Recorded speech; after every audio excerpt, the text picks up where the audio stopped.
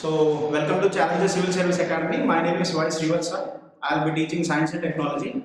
So, today's topic is blockchain technology. Now, the first question that we need to ask is, what is a blockchain? Okay. So, let us see what a blockchain is. Now, a blockchain is defined as, now generally this blockchain technology is also called a peer-to-peer network. Okay, so this is how the technology is defined. Now the blockchain technology is a peer-to-peer network. What do you mean by peer-to-peer network? Peer-to-peer network means, let us take an example. Let us take the example of banking. Now when you go to a shopping mall and buy something, generally if you are using a credit card or a debit card, then you are using an intermediary. The intermediary is a bank. Okay? In general, if you take any sector in India or anywhere in the world, there is an intermediary. Okay? For example, in banking there is a bank. Okay? Now another example is the electricity. So when you are using electricity, you are paying a particular electric bill. Now to whom are you paying the electrical bill? You are paying the electrical bill to an intermediary called discom. Generally there are three things: Genco, Disco, and it's the Transco. So generating company, transmission company, and distribution company. So there is an intermediary in every sector. Now this blockchain technology allows us to remove the intermediary. So remember that in any sector where there is an intermediary, you can remove that intermediary using blockchain technology. Okay. Now this blockchain technology came up in 1991.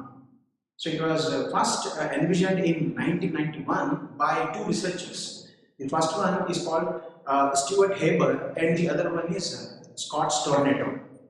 Okay. Now first let us define this blockchain. So what is a blockchain? A blockchain is a decentralized ledger. Okay, it's a decentralized public ledger. Now there are a few terms that we need to define. What do you mean by decentralization? Decentralization is a process where there is no single authority. There is no authority. For in general, if you take banking, who is the authority for banks? RBI. RBI is the central authority. If there is any problem in the banking sector, to whom will you go? You go to the RBI. Now, who is the central authority for stock exchanges in India? SEBI. So similarly, you have a central authority for every sector, but for a blockchain, there is no central authority. Then who is the authority? Each and every individual in this blockchain is the authority. Remember that. Okay. So if a blockchain has been produced by all the students in this class, then the blockchain is owned by everybody in this class.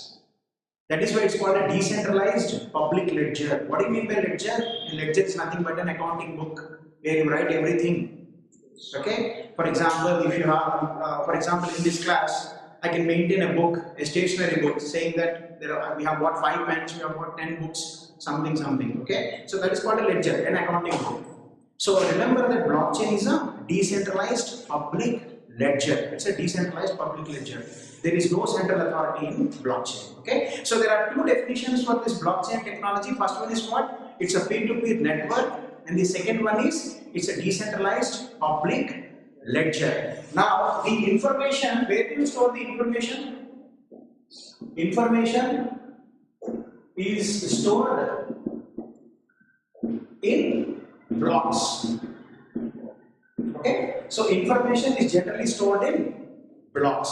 And why do you call it a blockchain? Because all these blocks are connected to one another. That is why it's called a chain. It's a blockchain. Okay, now if you look at this block, say this is a block. This particular block has three kinds of information. This particular block must contain the data, whatever data that is, the data has to be there. Then it also has something called as the hash. We'll see what hash is later on, but remember that it has another thing called hash. and the third one is the previous hash. So there are three kinds of information that are stored in a block. First one is data, second one is hash, and the third one is previous hash.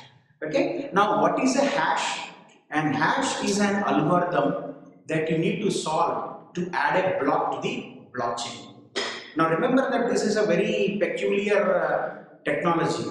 So what happens is, let us take a simple example. There are 20 individuals, there are 20 people, and I have started the blockchain technology. I first introduce a block. I introduce a block and I give a problem. If anybody solves that problem, they can add a block. So I will produce the first block. I will produce the first block. So this is the first block. This is called the genesis block. Okay. Now once I produce the block, I will give you a hash problem. This is an algorithm. This algorithm you need to solve. If anybody solves this algorithm, they have the ability to add a block. So you will create an algorithm. It's called hash, another hash. If they solve it, then they will get into the blockchain. So this is how it goes. Okay. So therefore, you add blocks by solving hash algorithms or solving hash problems. Okay, so this is how it goes. So what is blockchain technology? Blockchain technology is a decentralized public ledger. It's a peer-to-peer network where information is stored in blocks. Each block contains three types of information. One is data, second one is hash, third one is previous hash. Now, for example, if you take an example like bitcoins. Bitcoins have been produced using blockchain technology. Bitcoins were produced in 2008 by a guy called Satoshi Nakamoto. Okay, this fellow, he used blockchain technology for producing the first cryptocurrencies. It's called a Bitcoin. Okay, now in this Bitcoin, if you want to get Bitcoins, then you need to solve the problems. So this data would contain the information about the sender, about the receiver, and the amount of money that has been transferred. So I am a sender, you are a receiver. I am sending 20 bitcoins to you. So that information, sender information, receiver information, and the amount of data will be stored on the block. That is the data. Hash is what? Hash is the algorithm that you need to solve to add a block to the blockchain. Now, why do we need this previous hash? Why do we need previous hash? Data. Previous. Now I will rub this part. I'll give you the notes later on. Let us look at why previous hash is required. Okay. Now let us take three blocks. They are connected to one another. Okay. Now this is the genesis block. This is the genesis block. Genesis means the first one. This is the genesis block. It has a hash of 0, 0, 0. Okay. Now this is the first block that I've added. Now this has two information.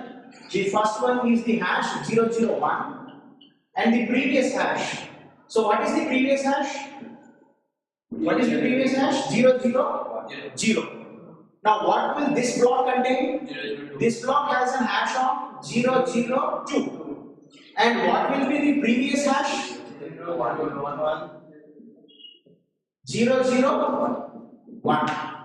Now for suppose somebody tries to tamper with this blockchain, what I'll do is I will tamper this one. I'll say that this is not 001, this is 003. So suppose I tamper it. What will immediately happen? Since this hash is the previous hash of this block, immediately there will be a red flag saying that there is a problem. There is a problem. Why? Because all these things are connected and this hash becomes the previous hash of this one. If I change this, then this changes. Then this is connected to another block, that will change. So there is a red flag saying that there is a problem somewhere. So that is why this blockchain technology would give you a very safe way to transfer anything. You can transfer money safely. You can do anything safely using this blockchain technology because it is tamper proof. You cannot tamper with the information. Now there is another example called Nirav Modi. This Nirav Modi colluded with one banker in Bombay and he took away nearly 12,000 crores. He could do it because the banking system is not using blockchain technology. If the banking system was using blockchain technology, that kind of fraud can never happen. You cannot change the ledger now. If you change one part, immediately the entire blockchain has to change and everybody will raise their hand saying that there is some problem there. Please look at it. So remember that it's a decentralized thing. If I want to change one block, then I have to change the same block in all the computers. There are millions of computers. You can't do it. So that is why remember that it's a tamper proof. Now what are the underlying technologies with blockchain? What can be the underlying technologies? Underlying technologies for blockchain, what are the technologies that you need? What are the underlying technologies? Software? No, software is not a technology, it's just an application. Underlying technologies, there are three things. First one is internet. You need internet. Okay. Second one is what? Second one is cryptography. All these things are cryptography. Okay. We are using cryptography. What is third one? Third one is protocol. So remember that the blockchain technology is based on three technologies: internet, cryptography, protocol. What is the protocol that you are all using and I am using? What is the protocol? HTTP. HTTP. When you type something, the first thing that comes is HTTP. That's a protocol. Hypertext transfer protocol. So what do you mean by protocol? Protocol is simply a set of rules that you have to follow when you are transferring data. So if I want to transfer data, then I need to follow a set of rules. These set of rules are called as protocols. What is cryptography? Crypto means hidden. So hidden writing is called cryptography. Okay? Internet, we all know what internet is. It's a network of networks. It's a network of networks. So these are the three underlying technologies. And who came up with this blockchain technology? Who came up with this blockchain technology? Stuart Haber and Scott Stornetta. They came up in 1991. Who first used this blockchain technology? Satoshi Nakamoto in 2008 to produce bitcoins. Good. Now can you tell me any applications of blockchain technology? Applications of blockchain technology. The first application is it is being used to produce cryptocurrency. It's called Bitcoin. Any other applications? It is presently used by State Bank of India for its reconciliation system. Reconciliation system under these banks, they generally have these ledgers, the account books. They compare their account books to see whether they are matching or not. This is called reconciliation system. So today, SBI is specifically using blockchain technology for its reconciliation system. And another very important example, there is an authority called as the CRDA, Capital Region Development Authority of Amaravati. Amaravati is the newest capital of Andhra Pradesh. Now, so it needs some development. So there is a specific authority dealing with the development of Amaravati. It's called CRDA Amaravati. Now what they have done is this Amaravati, this capital has been now developed using a concept called as pooling. So they have taken land from the farmers nearby that Amaravati region and they have taken at least 33,000 acres of land. So what they are now doing is, since the farmers gave away their agriculture land, so in return the government will be giving them developed land in Amravati. So if you have given me 10 acres, then I will be giving you 100, so not 100, 1,000 yards of developed land in Amravati. And these land registrations are being done using blockchain technology. So remember that if you are recording your, if you are computerizing the land records and if you are using blockchain technology for land records, then what will happen? No problem. Once I register the land in your name in the blockchain, can it be tampered? It cannot be tampered. Generally, you find that agriculture land, there are no records for agriculture land. 2 to 3 people have the land owning papers, so it becomes a problem. Once you are using blockchain technology, that cannot happen. So that is another example where you are using blockchain technology. And recently, 2 countries came up with a currency called as ABER. Can you name what those countries are? ABER. 2 countries came up with this currency. It's a cryptocurrency based on blockchain technology. Can you name those countries? It is Saudi Arabia and UAE. Okay, so Saudi Arabia and UAE came up with a cryptocurrency called as ABER. Okay, so using this currency they would transact and all. But this is one example. This is another example. Okay, so remember that blockchain technology is being today used in various fields.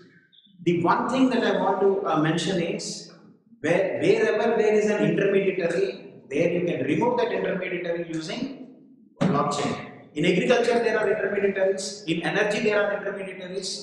Okay, so all these sectors you can remove the intermediary using blockchain technology. And there are also many applications of blockchain technology, but these things will come in the future. Today, whatever examples were there, I have given you this set. Okay, so can you recall the examples? What are some of the examples that I have given? ABER is a cryptocurrency based on blockchain. Bitcoin is a cryptocurrency based on blockchain. CRD Amravati is using blockchain. SBI is using blockchain for its reconciliation system. So if the question is asked on blockchain technology, then you can write the introduction, how it works, what is a blockchain, everything, and then the uses. That would be enough. Okay. So this is about blockchain technology. Now a related topic is bitcoins. A related topic is bitcoins. So let us look at bitcoins in a briefer way. So what is a bitcoin? A bitcoin is a cryptocurrency based on blockchain technology. Now these bitcoins came up in 2008 and they were produced by a guy called Satoshi Nakamoto. Now I want to make one thing clear. We don't know really who this Satoshi Nakamoto is. His identity is not known. We don't know whether it's a person, an institution, a woman, a lady. We don't know his real identity. But we believe that he's a human. But he belongs to Japan. Okay, and there are many individuals saying that I am Satoshi Nakamoto.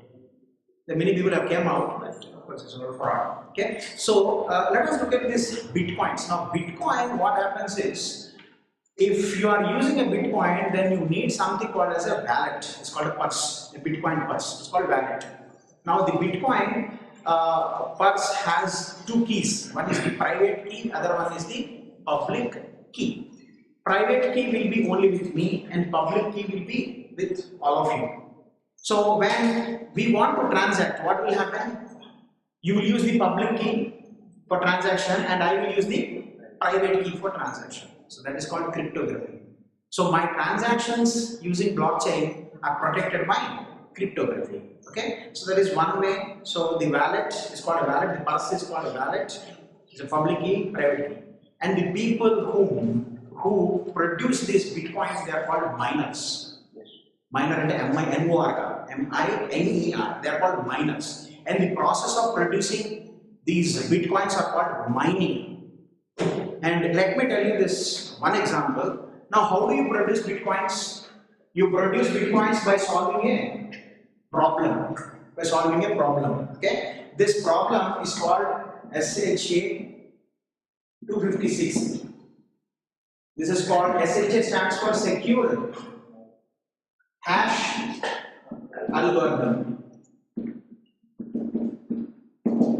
Now let me tell you how difficult it is to produce bitcoins. Now let us take another example like SHA-2.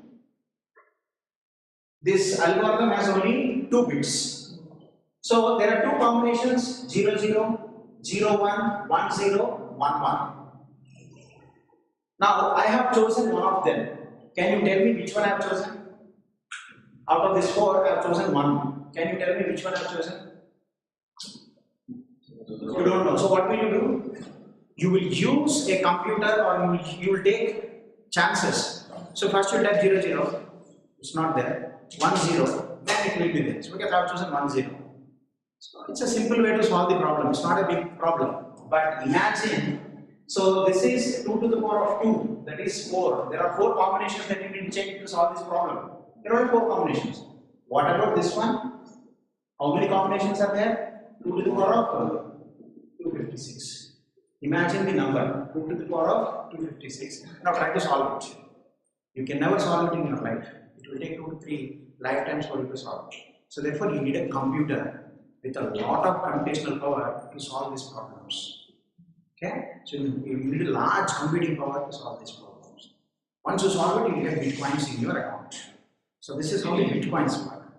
Okay? Now I don't want to digress to bitcoins. Blockchain is the topic that I have chosen. Now shall we recall and then stop. Okay? So what is a blockchain?